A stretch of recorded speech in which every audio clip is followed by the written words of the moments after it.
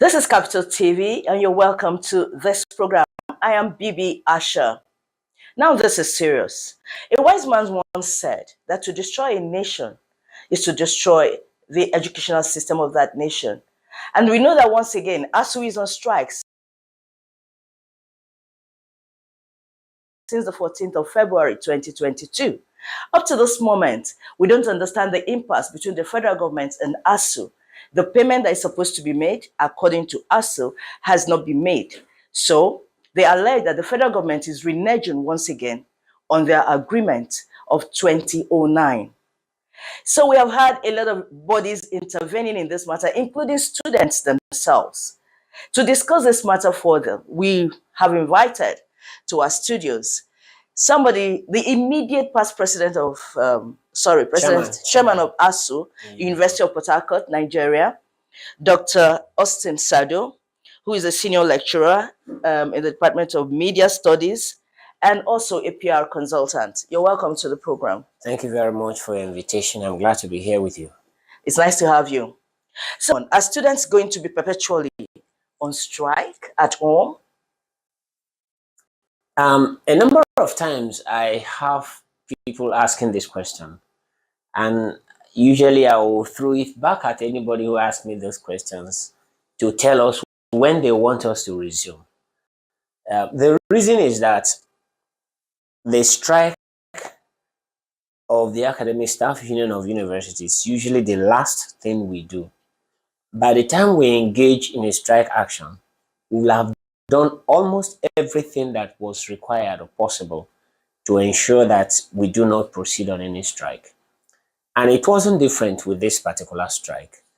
If you recall, we have had two memorandum of understanding, one memorandum of action signed with this present government, all targeted at resolving the crisis in the university system.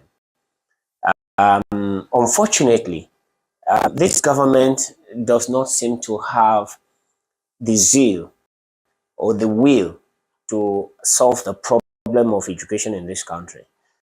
Is it just this government? We know this started since 2009. Well, we are having a strike action during this administration.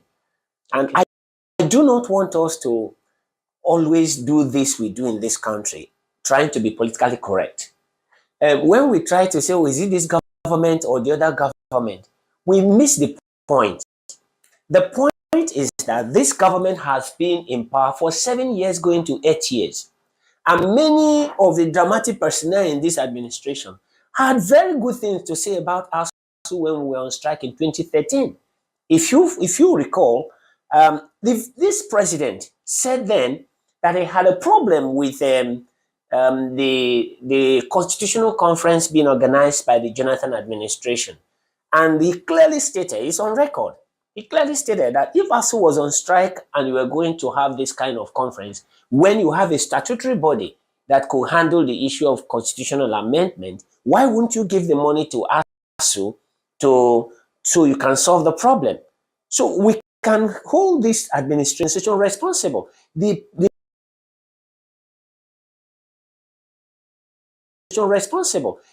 Minister of Education wrote a wonderful piece asking Nigerians, I mean the present Minister of Education. That's Ngige. No, Adamu, Adamu, okay. Asking Nigerians to join forces with ASU to hold government responsible to ensure that we do not destroy public university in this country. He's the man in charge of education. So what has changed? And almost all of them in government had wonderful things to say about ASU's contribution.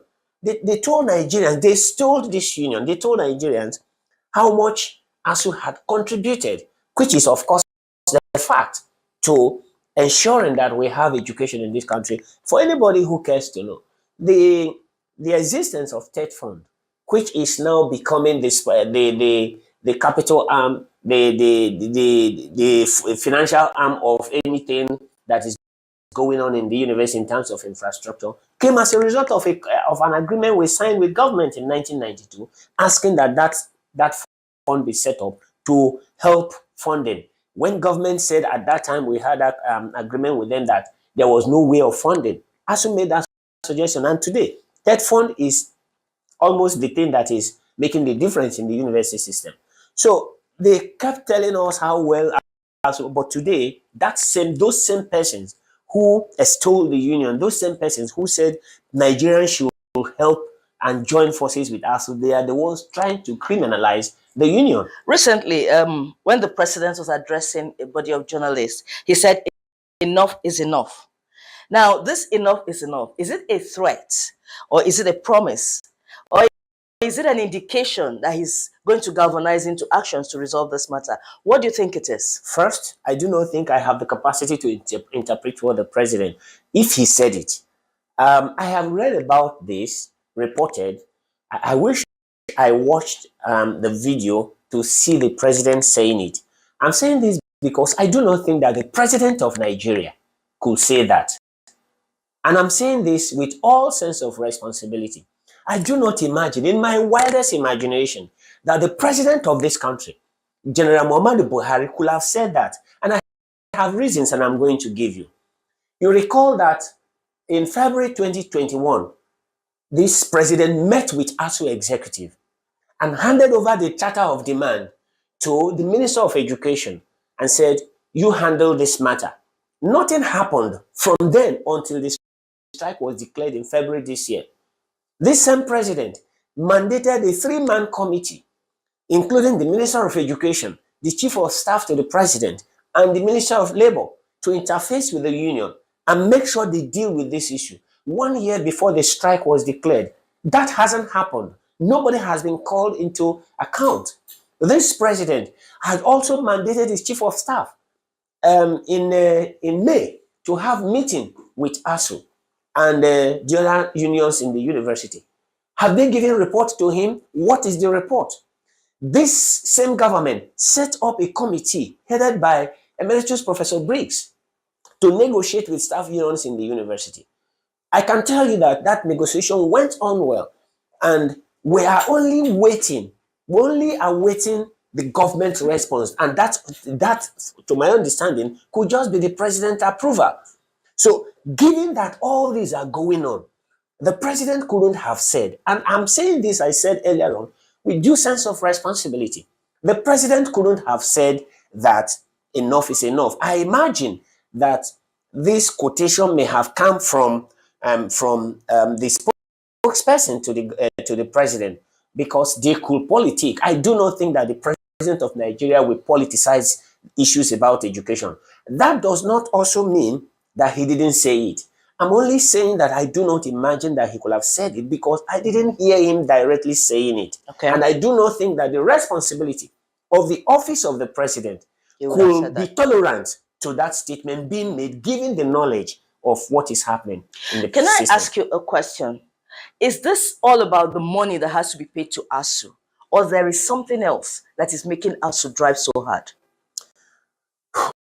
Well, if you operate in a system like Nigeria, where promises in this country are not even worth the saliva at the time of the mention, not even worth the paper on which agreements are written, you will understand why we have to be this tenacious.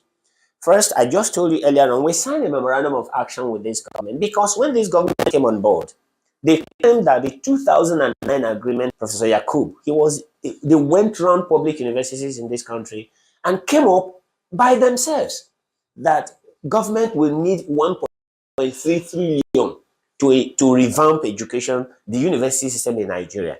And at that time, they said they didn't have the money to do it one fell swoop, but they were going to enter into an agreement with the union. So over 5 years, they could just put in that money. Okay, we're going to take a break here. We'll be right back. Don't go away.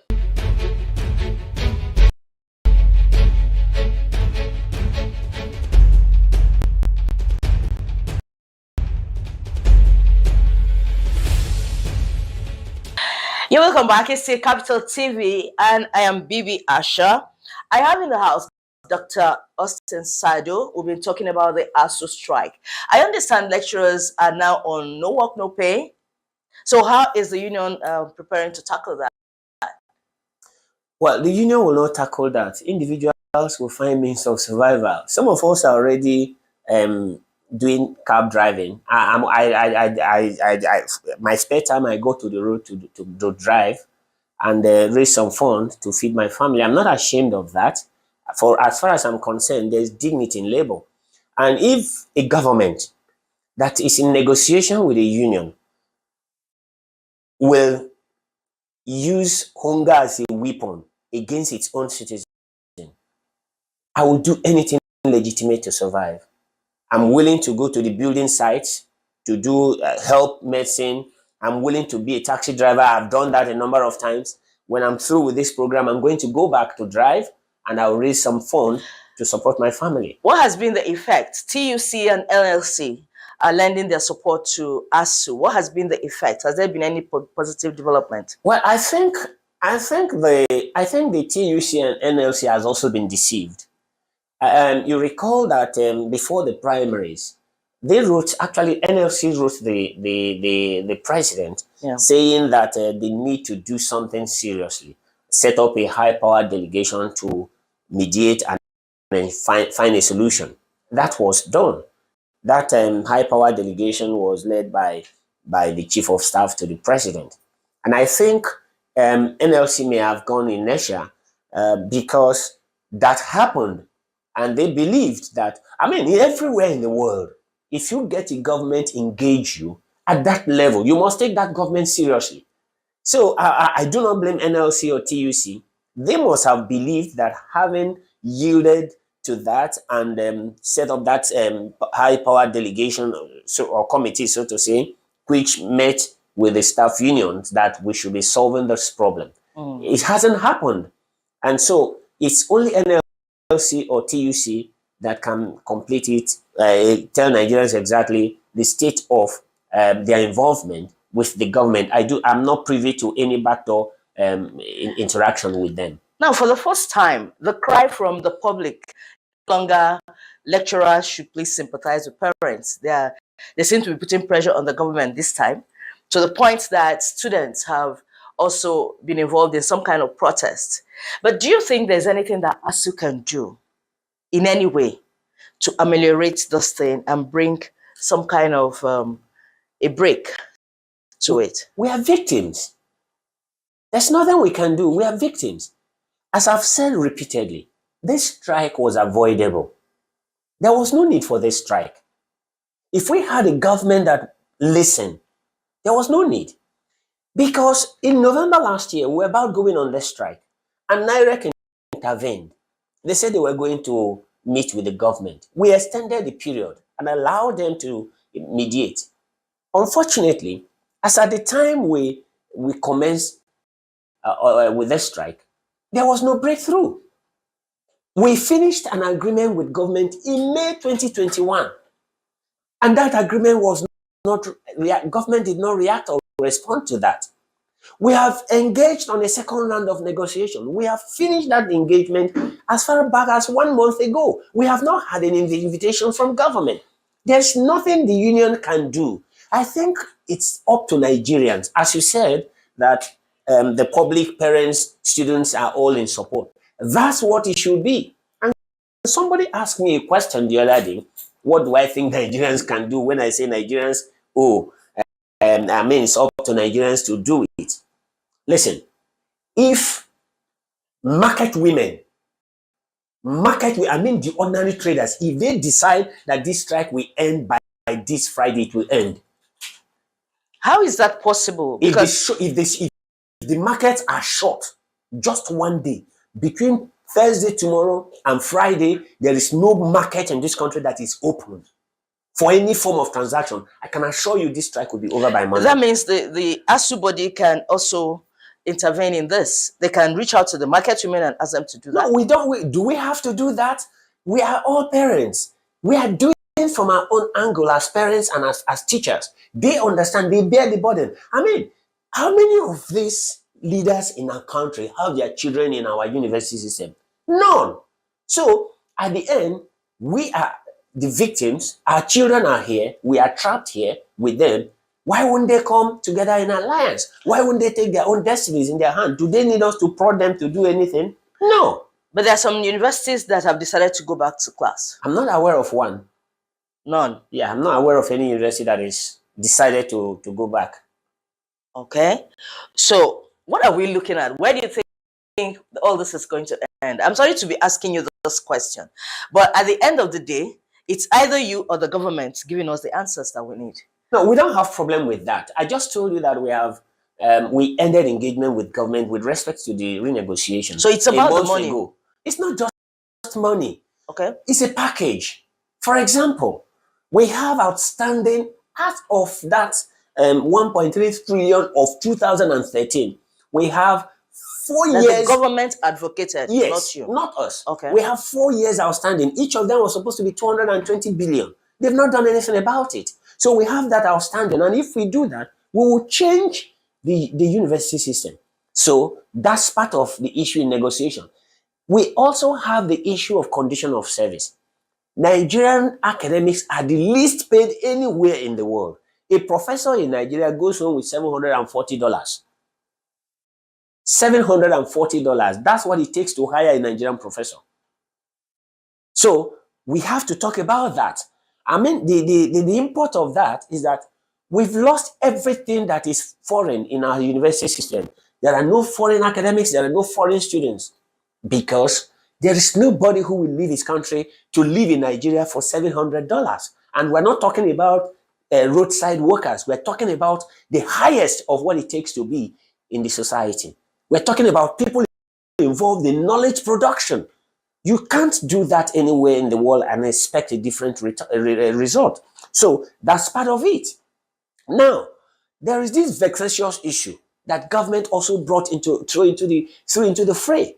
In 2014, government attempted to take over the payment of staff salaries with IPPIS. And we clearly pointed to them why it's not possible, because of the peculiarities of the university system. And we had an agreement with government that they were going to set up a tripartite committee of government and the university staff union in the university. We already wrote and submitted the names of our representatives to government since 2014. Nothing came out of it, only for government to come out in 2018 to say, if you did not register into IPPIS, which is a payment platform designed for the civil service, then there would be no salary. Of course, they threw a challenge at ATSU. When we clearly told them this wasn't our agreement, I am sure they actually underestimated what we can do. And they said, well, if you can produce something better, go and get it for us, let's see. We have done that. And we have given it to them. And they have politicized it through NIDA. Government has politicized it. And they claim that they are paying with EPs. People who registered into that IPPIS platform, they are crying. For us in the university system, there are certain things that are different, clearly mark the distinction between us and the public service. We go on sabbatical, you have adjunct lectureship, you also do external examinations. When you engage in these activities, some form of honorarium are paid. IPs cannot do that. Apparently, the university lecturers are very dissatisfied. Are we looking at possibility of brain drains? Or it's happening already. It's not a possibility, it's a reality. People are moving. Let me tell you honestly, I just told myself, many of us you see who are remaining back in the system are people who have taken a decision that somebody has to bail the cat. I mean, an academic is an international servant. So each time they tell us, oh, is it Nigerian academics are not productive? Have you seen Nigerians outside? When you give the enabling environment, things will change. It is for that reason we are asking government to fund education.